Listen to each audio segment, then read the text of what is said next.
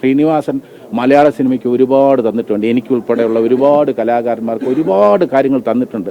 തിരിച്ച് ശ്രീനിവാസന് നമുക്ക് തിരിച്ചു കൊടുക്കാൻ അധികം കഴിഞ്ഞിട്ടില്ല. അദ്ദേഹം ഒരുപാട് സ്റ്റാർസിനെ ക്രിയേറ്റ് ചെയ്തു. ഇവിടെ ഒരുപാട് സംവിധായകരെ ഇവിടെ സൃഷ്ടിച്ചു. ഒരുപാട് മികച്ച സൃഷ്ടികൾ അദ്ദേഹം മലയാള സിനിമയ്ക്ക് തന്നിട്ടുണ്ട്. തിരിച്ച് മലയാള സിനിമയ്ക്ക് നൽകാൻ കഴിഞ്ഞത് എന്താണെന്ന് ചോദിച്ചാൽ, അദ്ദേഹം മലയാള സിനിമയ്ക്ക് എന്ത് തന്നോ അതിനനുസരിച്ചുള്ള ഒരു കാര്യങ്ങൾ തിരിച്ചു കൊടുക്കാൻ നമുക്ക് കഴിഞ്ഞിട്ടില്ല. പിന്നെ ജനകീയമായിട്ടുള്ള ഹാസ്യമാണ്, ജീവിതത്തിൻ്റെ ഒരു ഗ്രൗണ്ടഡ് ആയിട്ടുള്ള ഹാസ്യം, സാധാരണക്കാരൻ്റെ ലൈഫ് അനുഭവത്തിൻ്റെ വെളിച്ചത്തിലാണ്.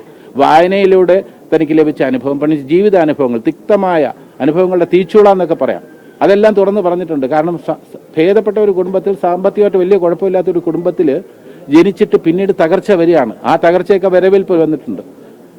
അപ്പോൾ അങ്ങനെ അതിൽ നിന്നും അപ്പോൾ അഭിമാനത്തിന് കോട്ടം വരുന്ന ഒരു കാര്യവും ചെയ്തിട്ടില്ല. പട്ടിണി കിടന്നിട്ടുണ്ട്, പക്ഷേ ഒരാളോട് കൈനീട്ടി പൈസ ചോദിച്ചിട്ടില്ല. ഇതെല്ലാം തൻ്റെ ഒരു കഴിവാണെന്ന് ഒരിക്കലും സ്ഥാപിക്കാൻ അദ്ദേഹം ശ്രമിച്ചിട്ടില്ല. ഇതൊക്കെ ഭവിക്കുന്നു എന്നുള്ള രീതിയിലായിരുന്നു. അപ്പോൾ ആ ഡെഡിക്കേറ്റ് ആയിട്ടുള്ള ഒരു വലിയ കലാകാരൻ. വാക്കുകൾ ഇത്രയെന്ന് പറഞ്ഞാൽ എനിക്ക് ദിവസങ്ങളോളം പറയാൻ കഴിയും ശ്രീനിവാസനെ കുറിച്ച്. അത്രയധികം അദ്ദേഹവും കുട്ടികളുമായിട്ടുള്ള അടുപ്പം. പലപ്പോഴും മൂത്ത മകൻ വിനീത് ആദ്യമേ ഡയറക്ടർ ആവാനായിരുന്നു വിനീതിൻ്റെ ആഗ്രഹം.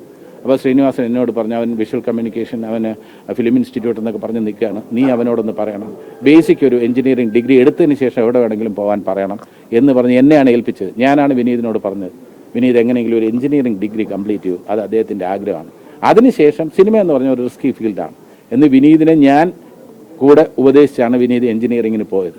അതുപോലെ ധ്യാനിൻ്റെ കാര്യവും സഹോദരിയുടെ വിദ്യാഭ്യാസത്തിൻ്റെ കാര്യത്തിലും ഈ കാര്യങ്ങളിലൊക്കെ തന്നെ എന്നോട് കാലാകാലങ്ങളിൽ എല്ലാ കാര്യങ്ങളിലും എന്നെ അറിയിക്കുമായിരുന്നു. രമയുടെ അസുഖം ബാധിച്ചിരുന്ന അവസ്ഥയിൽ അദ്ദേഹം ഒരു ആന്ധ്രയിലുള്ള ഒരു ആയുർവേദ ഡോക്ടറിൻ്റെ കാര്യം എനിക്ക് സജസ്റ്റ് ചെയ്തിരുന്നു.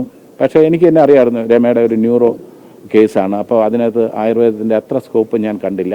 അപ്പോൾ ശ്രീനിയെ ഞാൻ കാര്യങ്ങൾ പറഞ്ഞ് മനസ്സിലാക്കി. അങ്ങനെ വീട്ടുകാര്യങ്ങൾ ഞങ്ങളെല്ലാം ഒരുമിച്ച്, ഞാൻ നെടുമുടി വേണു, ഇന്നസെൻറ്റ്, പിന്നെ ശ്രീനിവാസൻ, ഞങ്ങൾ ഫാമിലിയായിട്ട് ഒരു യൂറോപ്യൻ ട്രിപ്പ് പോയത് ഞാൻ ഒരിക്കലും മറക്കുന്നില്ല. ഞങ്ങൾ ഫാമിലിയായിട്ട് പോയി ഞങ്ങൾ യൂറോപ്പിൽ ഒരു വൈകുന്നേരങ്ങളിലെ ഞങ്ങളുടെ ഇംപ്രവൈസ് ആയിട്ടുള്ള സ്കിറ്റുകളിലൊക്കെ ശ്രീനിവാസൻ സ്റ്റേജിൽ കയറി സംസാരിച്ചാൽ ഒരു സ്കിറ്റിൻ്റെ രൂപത്തിലാവുമായിരുന്നു. അപ്പം നമുക്കൊരു സ്ട്രെയിനും ഇല്ലായിരുന്നു.